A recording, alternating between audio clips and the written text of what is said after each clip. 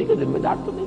لا ابالی جیسے آ چکا ہے پچھلی صورت میں، من بخل واستغنی استغنا. ان لوگوں کو چھوڑ دیجئے تو ایک اقلیت انسانوں کی ایسی ہوتی ہے جن کے لیے میں دو لفظ استعمال کر رہا ہوں، ذہین اور حساس.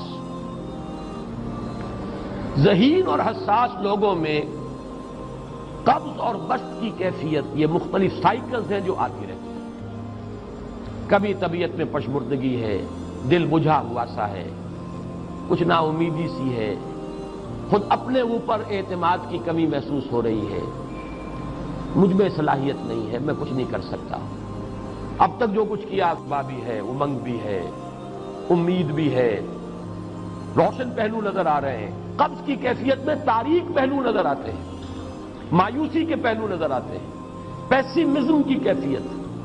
اور یہ جو بسط کی کیفیت ہے اس میں روشن پہلو.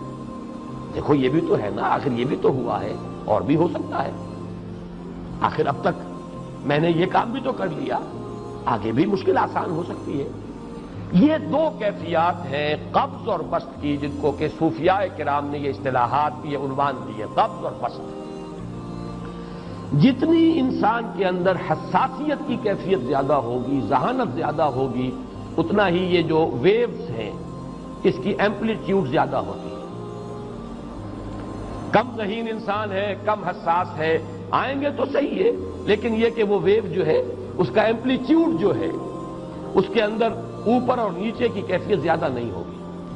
لیکن جتنا یہ معاملہ بڑھتا ہے یہ جو ویو ہے اس کے ایمپلیٹیوڈ بڑھتا چلا جاتا ہے. لیکن نارمل انسان کا معاملہ یہ ہے کہ یہ حدود کے اندر رہے. اسی کی ایک کیفیت جو ہے اب نارمل جب ہو جاتا ہے، یہی ہے جو جدید ہماری جو سائیکولوجیکل میڈیسن ہے اس میں اسے مینیکس ڈپریسو سائیکوسس کہا جاتا ہے. مایوسی ہوئی تو اتنی ہوئی کہ جیسے کمر ٹوٹ کر رہ گئی، اور اسی ڈپریشن میں ہوتی ہیں خودکشیاں. خودکشی کر جاتا ہے ڈپریشن، کچھ روشن پہلو نظر ہی نہیں آ رہا. اور جب کیفیت ہوتی ہے انشراح کی تو آدمی خوب بھاگ رہا ہے، دوڑ رہا ہے، امنگ ہے، محنت ہے، دوڑ رہا ہے، امیدیں ہیں، اب ہر چیز کا روشن پہلو نظر آ رہا ہے. عجیب ہے یہ. اصل میں مجھے کچھ تجربہ بھی ہوا ہے، ہمارے خاندان میں بھی یہ مرض موجود رہا. میرے والد مرحوم کافی طویل عرصے اس مینیک ڈپریسو سائیکوسس کے مریض رہے. کچھ ہوتا ہے یہ معاملہ. ویسے بھی شاید ہمارا خاندان جو ہے اس کیٹیگری میں آتا ہے جس میں ذہانت نسبتاً کچھ زیادہ ہے، حساسیت بھی نسبتاً کچھ زیادہ ہے. یہ دوسری بات ہے کہ کوئی شخص جو ہے یہ فلسفے کے طور پر اختیار کر لے کہ اپنے آپ کو ڈھیٹ بنا لینا ہے، یہ فلسفہ بھی بن سکتا ہے. لیکن یہ ہے کہ اگر آدمی چھوڑ دے اپنی طبیعت کو تو یہ دونوں کیفیات آتی ہیں. انہی کیفیات میں اگر یہ جو اپورڈ اینڈ ڈاؤنورڈ موومنٹ ہے یہ ایک حد سے نکل جائے تو یہ بیماری ہے مینیک سائیکوسس، مینیک ڈپریسو سائیکوسس. اس میں جب آدمی ہوتا ہے وہ اپر کیفیت میں تو اس کے اندر بڑی عظیمت ہے، روشنی ہے، امید ہے، لوگوں سے گفتگو کر رہا ہے، حق بول رہا ہے، خوب جو ہے محفل کے اندر، اب وہ محفل میں اسے دلچسپی محسوس ہو رہی ہے اور اسے ہر چیز کا روشن پہلو نظر آ رہا ہے. خود اپنے وجود کا بھی روشن پہلو، دوسروں کے وجود کا بھی. دوسروں کی بات میں سے بھی وہ اچھا پہلو تلاش کریں گے، وہ برا پہلو تلاش نہیں کریں گے.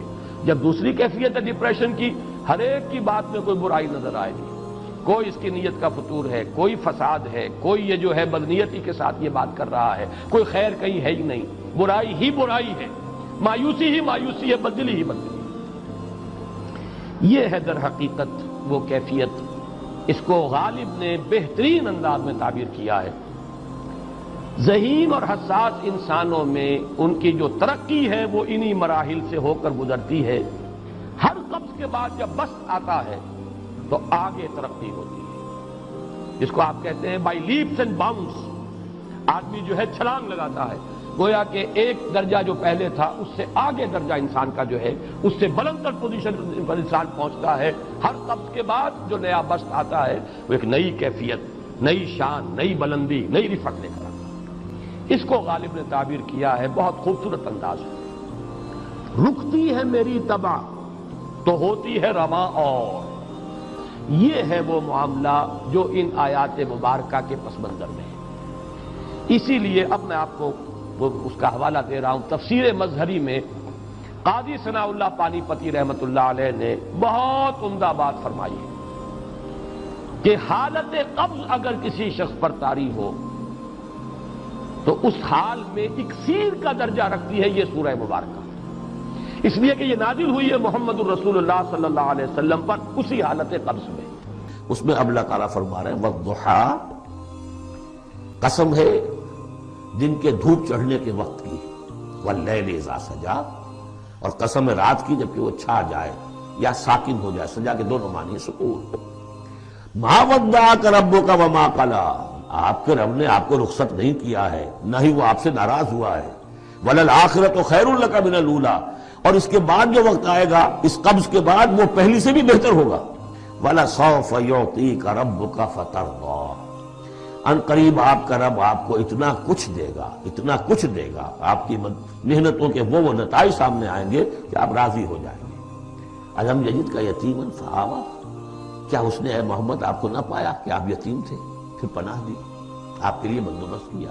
وَوَجَدَكَ ضَالًّا فَہَدَىٰ، اور پھر جب آپ شعور کی پختگی کو پہنچے اور غور و فکر کا مرحلہ آیا، حقائق میں انسان کو سوچ بچار کا مرحلہ آیا اور آپ کو دیکھا کہ آپ تلاش حقیقت میں سرگرداں ہیں تو ہدایت دی۔ وَوَجَدَكَ عَائِلًا فَأَغْنَىٰ، اور پایا آپ کو تنگ دست تو غنی کر دیا۔ فَأَمَّا الْيَتِيمَ فَلَا تَقْهَرْ، ہم نے آپ کو یتیم پایا پناہ دی، اب آپ بھی یتیم کے سرپرستی کیجئے، کسی یتیم کو اس کے اوپر کوئی جبر نہ ہو، سختی نہ ہو۔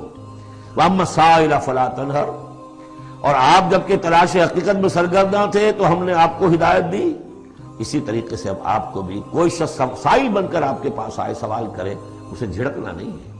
وَأَمَّا بِنِعْمَةِ رَبِّكَ فَحَدِّثْ، اور جو ہدایت تمہیں دی ہے ہم نے اب اسے عام کرو، یہ نعمت ہے، آپ کے رب کا انعام ہے، یہ ہدایت جو آپ کو عطا ہوئی ہے اس کو بیان کرو۔